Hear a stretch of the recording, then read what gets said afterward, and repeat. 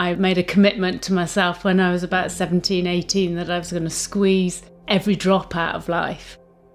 I'm 48 now. I was 47 when I was diagnosed with stage 4 lung cancer, and I'm just determined to carry on, squeezing every drop out. If it's 5 years, if it's 10 years, if it's 2 years, I just think life's out there to grab and enjoy every minute, really.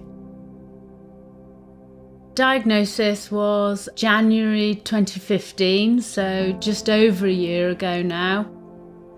I had a couple of minor episodes of pins and needles in my left hand. On this one particular day, I actually felt some weakness, and I found I couldn't smile straight. I went to local accident and emergency. The consultant came around and confirmed that it did appear that I was presented with a TIA, or even the beginnings of a full-blown stroke.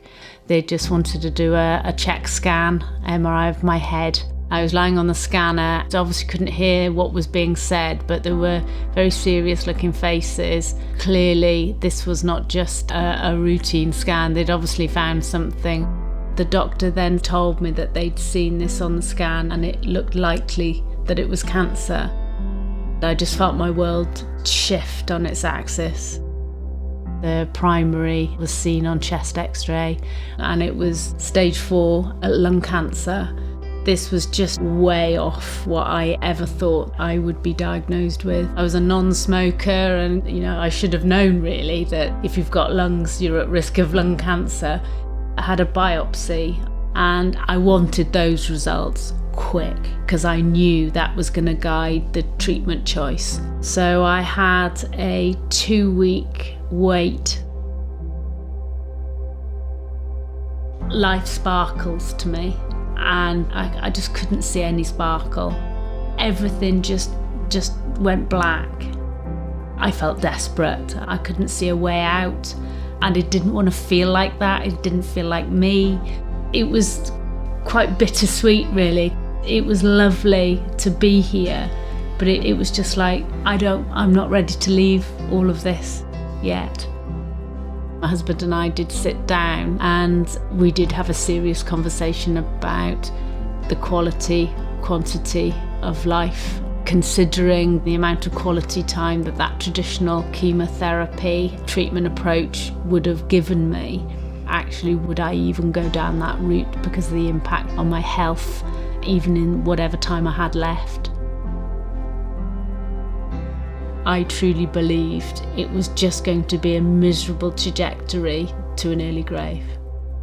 My genetic testing results had come through. The doctor sat me down and it was confirmed that I was EGFR and it was an exon 19 deletion.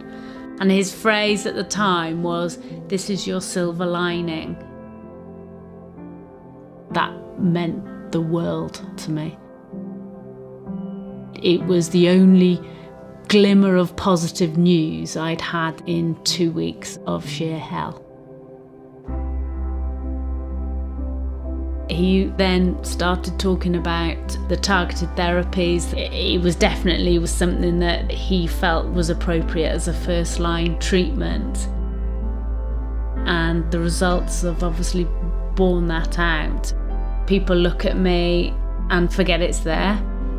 When they first heard, they were expecting me to look a completely different person, very, very thin, ill and frail. And then they see someone leap out the front door in high-vis lycra going, "Let's go for a run then." Cancer potentially disenfranchises every part of your life. People with every well-meaning intention will come in and try and do things for you.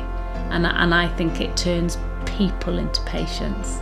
And that's what I've clung on to. I am the same person. I'm now the same person as you met 5 years ago. I just now am walking around with cancer. It is important to me to continue to be me. That's what targeted therapy has done for me. I live my life as I did before. I make choices and I make plans in the way that I did before. It's given me my life back.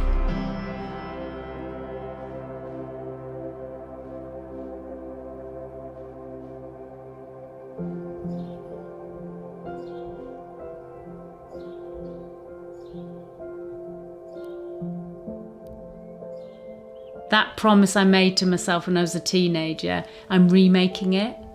Because nobody knows how long we're going to be here, but I've just had that. It really might not be as long as you think, so don't waste a minute.